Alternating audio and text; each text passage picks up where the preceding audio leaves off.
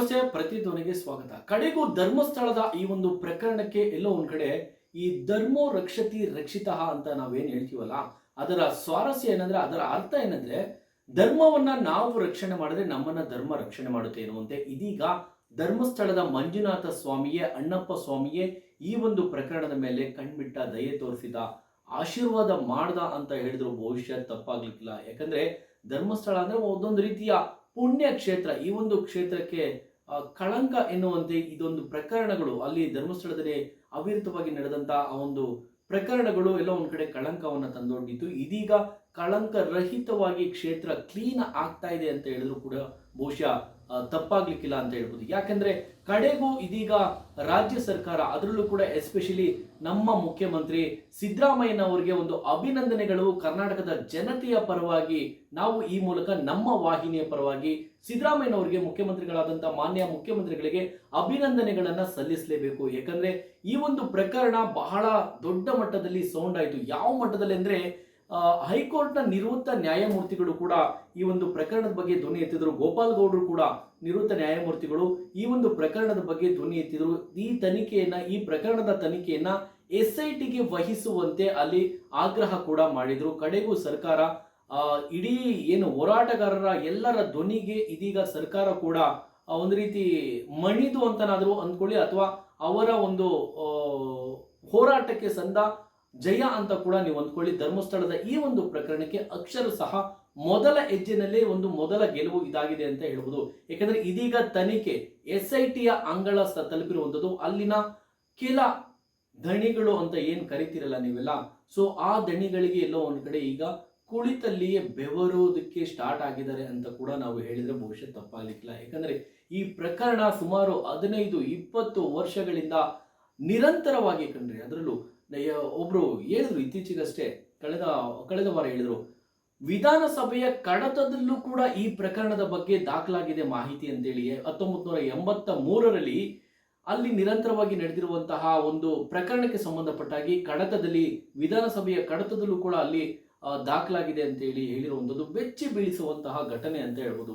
ಇದೀಗ SIT ಅಧಿಕಾರಿಗಳಿಗೆ ಈ ಒಂದು ಪ್ರಕರಣ ಕೊಟ್ಟಿರುವಂಥದ್ದು ನಿಜಕ್ಕೂ ಒಂದ್ ರೀತಿ ಧರ್ಮಸ್ಥಳದ ಪ್ರಕರಣದಲ್ಲಿ ಎಲ್ಲ ಒಂದ್ ಕಡೆ ಮೊದಲ ಜಯ ಅಂತ ಹೇಳ್ಬೋದು. ಇತ್ತೀಚೆಗಷ್ಟೇ ಕರ್ನಾಟಕ ಏನು ಮಹಿಳಾ ಆಯೋಗದ ಅಧ್ಯಕ್ಷರು ನಾಗಲಕ್ಷ್ಮಿ ಚೌಧರಿ ಅವರು ಕೂಡ ಸರ್ಕಾರಕ್ಕೆ, ಅಂದ್ರೆ CM ಸಿದ್ದರಾಮಯ್ಯನವರಿಗೆ ಒಂದು ಮನವಿಯನ್ನ ಕೊಟ್ಟಿದ್ರು. SP ಅವ್ರಿಗೂ ಕೂಡ, ದಕ್ಷಿಣ ಕನ್ನಡ ಜಿಲ್ಲೆಯ SP ಅವ್ರಿಗೂ ಕೂಡ ಒಂದು ಮನವಿಯನ್ನ ಕೊಟ್ಟಿದ್ರು. ಆ ಮನವಿ ಪತ್ರದಲ್ಲಿ SIT ಈ ಒಂದು ಒಬ್ಬ ವ್ಯಕ್ತಿ, ಅನಾಮಧೇಯ ವ್ಯಕ್ತಿ ಹೇಳ್ತಾ ಇರುವಂತೆ ಅಲ್ಲಿ ವಿವಿಧ ಸ್ಥಳಗಳಲ್ಲಿ, ಅಂದ್ರೆ ಆ ಒಂದು ಕ್ಷೇತ್ರದ ವಿವಿಧ ಭಾಗಗಳಲ್ಲಿ ಆತನೇ ಹೂತಿಟ್ಟಿರುವಂತಹ ಶವಗಳಿವೆ.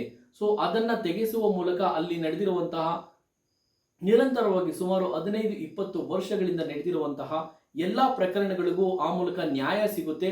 ಸೊ ಹಾಗಾಗಿ ಈ ಒಂದು ತನಿಖೆಯನ್ನ ಜೊತೆಯಲ್ಲಿ ಕೆಲವು ಮಾಧ್ಯಮಗಳು ವರದಿ ಕೂಡ ಮಾಡಿರುವಂಥದ್ದು. ಅಲ್ಲಿ ಅಸ್ಥಿ ಪಂಜರಗಳ ರೀತಿಯಲ್ಲಿ ಸಿಗುವಂತಹ ಆ ಹೂತಿಟ್ಟ ಶವಗಳು ಕೂಡ ಇದೆ ಎನ್ನುವಂತಹ ಮಾಹಿತಿಯನ್ನ ಕೆಲವು ಮಾಧ್ಯಮಗಳು ಪ್ರಸಾರ ಮಾಡ್ತಾ ಇರುವಂಥದ್ದು. ಸೊ ಈ ಎಲ್ಲ ವರದಿಗಳನ್ನ ಆಧಾರವಾಗಿ ಇಟ್ಕೊಂಡು SIT ತನಿಖೆಗೆ ಸರ್ಕಾರ ಈ ಒಂದು ಪ್ರಕರಣವನ್ನು ವಹಿಸಬೇಕು ಅಂತೇಳಿ ಏನು ಮಹಿಳಾ ಆಯೋಗದ ಅಧ್ಯಕ್ಷರಾದಂತ ನಾಗಲಕ್ಷ್ಮಿ ಚೌಧರಿ ಅವರು ಆಗ್ರಹಿಸಿದ್ದು, ತಮ್ಮ ಪತ್ರದಲ್ಲಿ ಮನವಿ ಕೂಡ ಮಾಡಿಕೊಂಡಿದ್ರು. ಇದೀಗ ಈ ಎಲ್ಲಾ ಹೋರಾಟಗಾರರ ಜೊತೆಯಲ್ಲಿ ಏನು ನಿವೃತ್ತ ನ್ಯಾಯಮೂರ್ತಿಗಳು ಕೂಡ ಆಗ್ರಹ ಮಾಡಿದ್ರು. ಗೋಪಾಲ್ ಗೌಡರು, ಅಧ್ಯಕ್ಷರಾದಂತಹ ನಾಗಲಕ್ಷ್ಮಿ ಚೌಧರಿ ಅವರು, ಎಲ್ಲರ ಆದಿಯಾಗಿ ಒಟ್ಟಾರೆ ಇದೀಗ ಸರ್ಕಾರ ಒಂದು ಮಣಿದು, ಅಥವಾ ಈ ಎಲ್ಲರ ಹೋರಾಟದ ಒಂದು ಕೂಗಿಗೆ ಇದೀಗ ಸರ್ಕಾರ ಮಣಿದು CM ಸಿದ್ದರಾಮಯ್ಯನವರು ಈ ಒಂದು ತನಿಖೆಯನ್ನ SIT ಅಧಿಕಾರಿಗಳಿಗೆ ನೀಡಿರುವಂಥದ್ದು. ಹಾಗಾದ್ರೆ ಎಲ್ಲರ ಪ್ರಶ್ನೆ ಒಂದೇ, SIT ಪಾರದರ್ಶಕವಾಗಿ ಇಲ್ಲಿ ತನಿಖೆ ನಡೆಯುತ್ತಾ ಅಂತೇಳಿ. ಅಫ್ಕೋರ್ಸ್ ಆಗ್ಲೇಬೇಕು. ಯಾಕಂದ್ರೆ ಈ ಒಂದು ತನಿಖಾ ತಂಡದಲ್ಲಿ ಇರತಕ್ಕಂತ ಬಹಳ ದಕ್ಷ ಅಧಿಕಾರಿಗಳ ತಂಡವೇ ಇಲ್ಲಿ ಇರುವಂಥದ್ದು. ಯಾರೆಲ್ಲ ಇದ್ದಾರೆ ಅನ್ನೋದನ್ನ ನೋಡೋದಾದ್ರೆ, ಆಂತರಿಕ ಭದ್ರತಾ ವಿಭಾಗದ ಪೊಲೀಸ್ ಮಹಾನಿರ್ದೇಶಕ ಡಾಕ್ಟರ್ ಪ್ರಣಬ್ ಮೊಹಂತಿ ಅವರು SIT ತನಿಖೆಯ ಮುಖ್ಯಸ್ಥರಾಗಿ, ಈ ಒಂದು ತನಿಖೆಯ ಮುಖ್ಯಸ್ಥರಾಗಿ ಸೊ ಪ್ರಕರಣವನ್ನು ಕೈಗೆತ್ತಿಕೊಂಡಿರುವಂಥದ್ದು. ಇನ್ನು ನೇಮಕಾತಿ ವಿಭಾಗದ ಉಪ ಪೊಲೀಸ್ ಮಹಾನಿರ್ದೇಶಕರಾದಂಥ MN ಅನುಚಿತ್ ಅವರು ಕೂಡ ಬಹಳ ದಕ್ಷ ಅಧಿಕಾರಿ. ನಾವು ಕೂಡ ಅವರ ದಕ್ಷ ಏನು ಕೆಲವೊಂದು ಪ್ರಕರಣಗಳನ್ನ ಅವರು ಭೇದಿಸಿರುವಂತಹ ಪ್ರಕರಣಗಳನ್ನ ನಾವು ಕೂಡ ನೋಡಿದ್ದೀವಿ. ಬಹಳ ಒಳ್ಳೆಯ ದಕ್ಷ ಅಧಿಕಾರಿ ಅನುಚಿತ್ ಅವರು ಅಂತ ಕೂಡ ಹೇಳ್ಬೋದು. ಜೊತೆಯಲ್ಲಿ ಯಾರಿದ್ದಾರೆ ಅನ್ನೋದನ್ನು ನೋಡೋದಾದ್ರೆ, SITನಲ್ಲಿ CAR ಕೇಂದ್ರ ಸ್ಥಾನದ ಉಪ ಪೊಲೀಸ್ ಆಯುಕ್ತೆ ಸೌಮ್ಯಲತಾ ಅವರು ಕೂಡ ಇರುವಂತದ್ದು. ಜೊತೆಯಲ್ಲಿ ಆಂತರಿಕ ಭದ್ರತಾ ವಿಭಾಗದ ಪೊಲೀಸ್ ಅಧೀಕ್ಷಕ ಜಿತೇಂದ್ರ ಕುಮಾರ್ ದಯಾಮ್ SITಯ ತಂಡದ ಸದಸ್ಯರಾಗಿರ್ತಾರೆ. ಸೊ ಇಂತಹ ದಕ್ಷ ಅಧಿಕಾರಿಗಳು 100% ಈ ಎಲ್ಲೋ ಒಂದ್ ಕಡೆ ಧರ್ಮಸ್ಥಳದ ಪ್ರಕರಣಕ್ಕೆ ಆ ಒಂದು ಕ್ಷೇತ್ರಕ್ಕೂ ಕೂಡ ಒಂದು ರೀತಿ ಈ ಪ್ರಕರಣ ಕಳಂಕವನ್ನು ತಂದೊಡ್ಡಿತು. ಇದೀಗ ಎಲ್ಲ ಅಂತೆ ಕಂತೆ ಕಳಂಕಗಳಿಗೆ ಈ ಮೂಲಕ SIT ತನಿಖೆಯ ಮೂಲಕ ಒಂದು ತಾರ್ಕಿಕ ಅಂತ್ಯವನ್ನ ಹೇಳ್ತಾರೆ ಅಂತ ಹೇಳಿದ್ರೆ ಬಹುಶಃ ತಪ್ಪಾಗ್ಲಿಕ್ಕಿಲ್ಲ. ಎಷ್ಟೋ ವರ್ಷಗಳ ಆ ಒಂದು ಅನುಮಾನ, ಯಾರ್ಯಾರ ಮೇಲೂ ಅನುಮಾನ. ಕೆಲವರು ವಾದ ಏನಂದ್ರೆ ಇಲ್ಲ, ಅವ್ರಿಗೂ ಆ ಒಂದು ಕುಟುಂಬಕ್ಕೂ ಜೊತೆಯಲ್ಲಿ ಈ ಒಂದು ಕ್ಷೇತ್ರಕ್ಕೂ ಇಲ್ಲ ನಡೆದಿರುವಂತಹ ಘಟನೆಗಳಿಗೂ ಯಾವುದೇ ರೀತಿಯ ಸಂಬಂಧ ಇಲ್ಲ ಅಂತ ವಾದ ಮಾಡುವಂತಹದ್ದು ಒಂದು ವರ್ಗ. ಆದ್ರೆ ಮತ್ತೊಂದು ವರ್ಗ ಇಲ್ಲ, ನೇರವಾಗಿ ಇದರಲ್ಲಿ ಅವರೇ ಇನ್ವಾಲ್ವ್ ಆಗಿದ್ದಾರೆ ಎನ್ನುವಂತಹ ವಾದವನ್ನು ಕೂಡ ಕೆಲವರು ಮಂಡಿಸ್ತಾ ಇದ್ರು, ಅಂತೆ ಕಂತೆ. ಸೊ ಈ ರೀತಿಯ ಅಂತೆ ಕಂತೆಗಳಿಗೆ ಇದೀಗ SIT ತನಿಖೆಯ ಮೂಲಕ ಎಲ್ಲದಕ್ಕೂ ಒಂದು ಫುಲ್ ಸ್ಟಾಪ್ ಅಥವಾ ಎಲ್ಲದಕ್ಕೂ ಒಂದು ತಾರ್ಕಿಕ ಅಂತ್ಯ ಅಥವಾ ಈ ಎಲ್ಲಾ ಪ್ರಕರಣಗಳಿಗೂ ಒಂದು ಸತ್ಯ ನ್ಯಾಯ ದೊರಕಿಸುವ ಒಂದು ಮೊದಲ ಹೆಜ್ಜೆ ಈ SIT ತನಿಖೆಯನ್ನ ಸರ್ಕಾರ ಒಪ್ಪಿಸಿರುವುದು ಅಂತ ಹೇಳಿದ್ರೆ ತಪ್ಪಾಗ್ಲಿಕ್ಕಿಲ್ಲ.